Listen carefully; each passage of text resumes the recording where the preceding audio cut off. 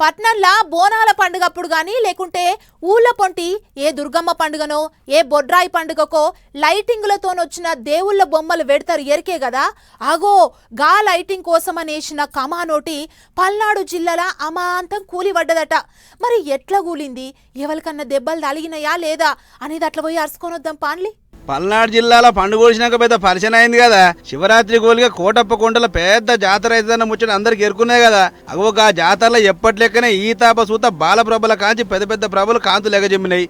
ఒక ముక్కలు చెప్పాలంటే కొండ కింద అద్దుమరాత్రి సూత పట్టపగల లెక్కనే అనిపించింది. ఇక మరి పండుగ వెళ్ళినాక ఎక్కడెక్కడ కొంచబోతుంటారు కదా, ఇక అట్లా పట్టుకపోతున్న ఈ మధ్యరాల పెద్ద ప్రభ అడ్డం ఒరిగింది. చూడు రే ఎంత పెద్దగా ఉందో. ఇక దీన్ని లేపుతానికి నిర్వాహకులు నానా తిప్పలు పడ్డరు. అయితే చిలకలూరిపేట మండలం మధ్యరాల చెందిన ఈ భారీ ప్రభను మళ్ళీ తెచ్చిన తావును పట్టుకుపోతాను బయలుదేరాట నిర్వాహకులు. ఇంతలా నిధి కాడి పోగానే బండి గిర్ర ఓ గుంతలా దిగబడ్డది. సీన్ కట్ చేస్తే ప్రభ గిర్రలతో సాతులు అడ్డం ఒరిగింది. నయం ముచ్చట ఏంటంటే అది అడ్డం పడుతున్న సమయం వల్ల పక్కమ్మడి కానీ వెనకమ్మడి కానీ ఎవ్వరు లేరు. పానగండం తప్పింది. ఐతారం జాతర ఒడిచినాక సోమవారం పొద్దుగాల 9 గంటల సంధి 11 గంటల నడుమనే వీటిని పట్టుకోవాల్సి ఉంటుందట.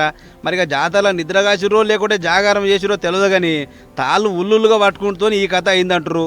దానికి తోడు ప్రభ మొత్తం ఇనుప సలాకులతో చేసిందాయే. ఇక అట్లా అటు ఇటు తనలాడి ఓ క్రేణి తెప్పించారట నిర్వాహకులు. అట్లా చాలాసేపు తిప్పలబడి ఓ క్రేణి తెప్పించిన నిర్వాహకులు ప్రభను బండికించి విడదీసి మళ్ళీ ఊళ్ళో పట్టుకుపోయారట.